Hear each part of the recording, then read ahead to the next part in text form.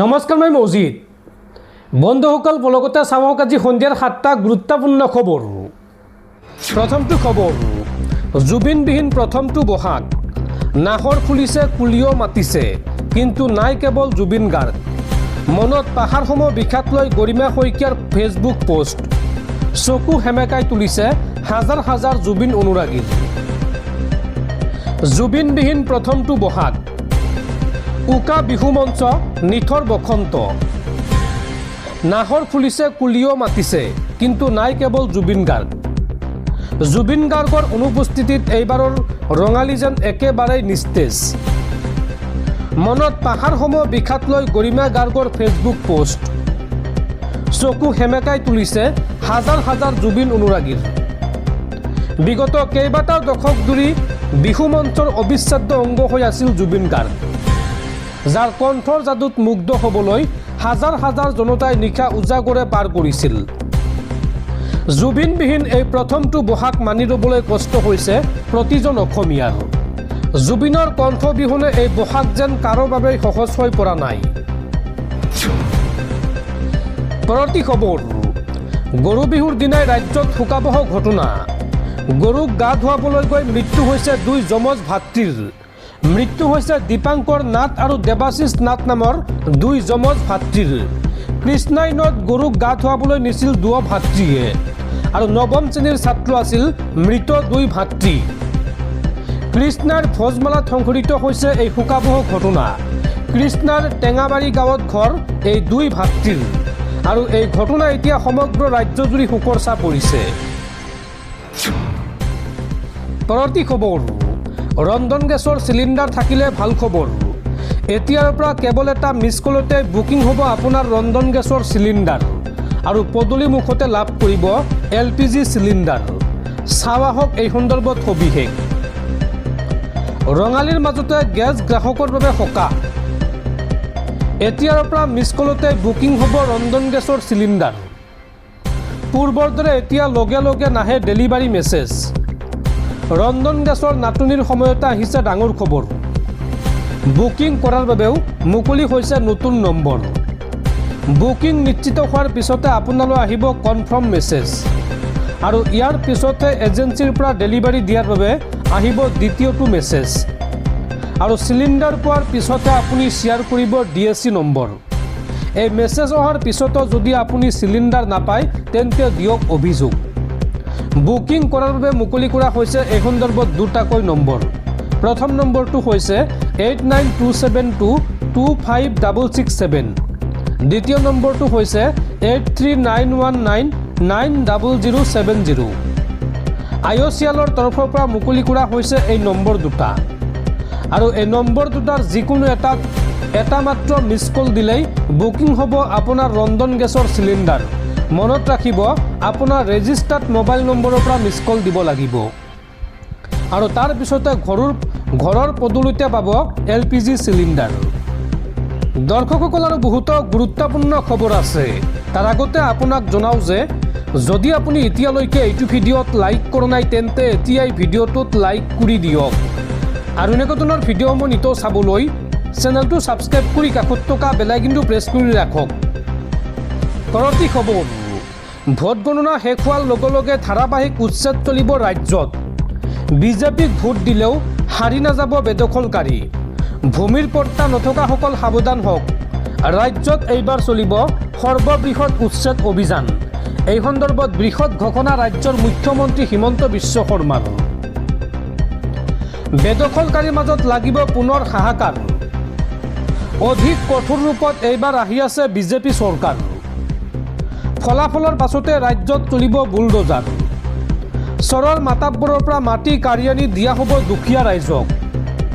বৰ্তমানৰ ৰাজ্যত লাখ লাখ বিঘা ভূমি আছে উচ্ছেদ কৰিবলৈ আৰু 20ৰ পৰা 25 বছৰ পৰ্যন্ত লাগিব অসমৰ সকলো মাটি উদ্ধাৰ কৰিবলৈ।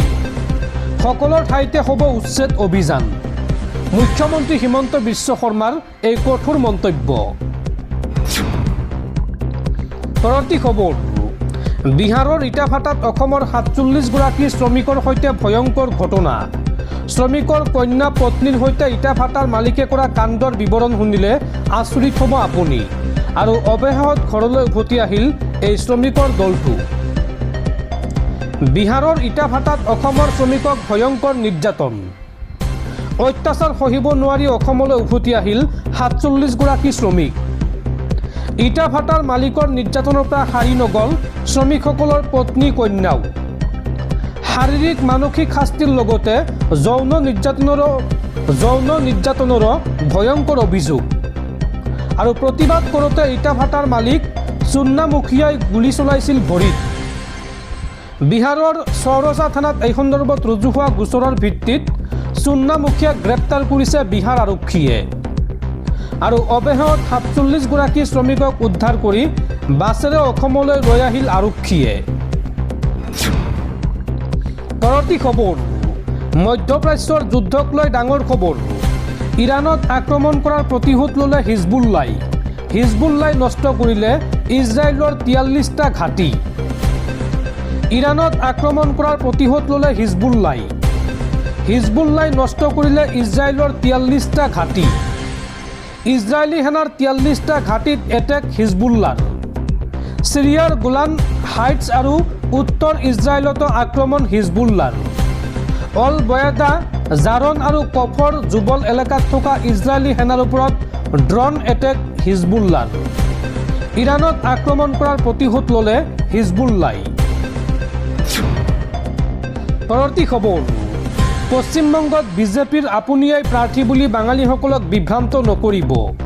আপুনি প্ৰধানমন্ত্ৰীৰ পদ ত্যাগ কৰি পশ্চিমবংগৰ মুখ্যমন্ত্ৰী হ'ব নেকি? ৰাজহুৱা কৰক এই কথা। মনত ৰাখিব, বাংলাত আপুনি বহিৰাগত। প্ৰধানমন্ত্ৰী মোদীক খুৰদাৰ সমালোচনা কৰি এই মন্তব্য পশ্চিমবংগৰ মুখ্যমন্ত্ৰী মমতা বেনাৰ্জীৰ।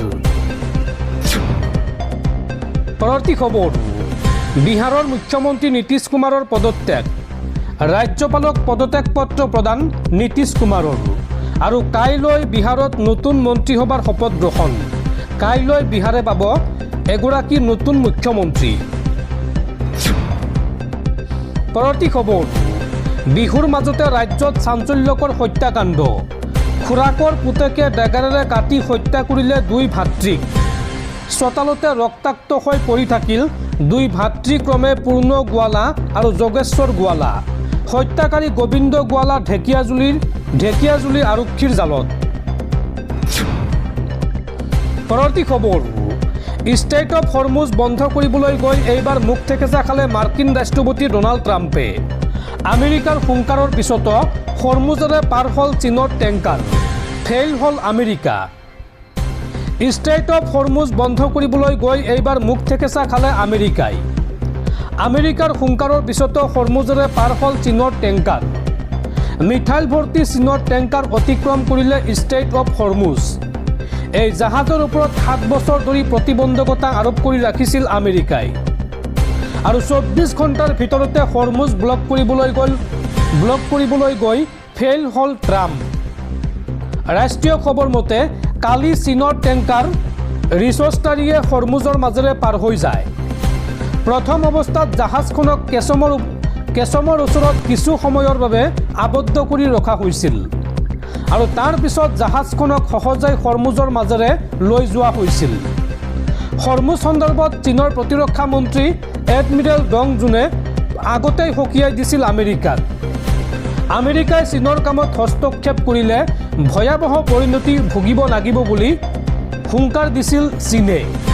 আৰু এইবাৰ ষ্ট্ৰেইট অফ হৰমুজ বন্ধ কৰিবলৈ গৈ মুখ থেকেচা খালে আমেৰিকাই।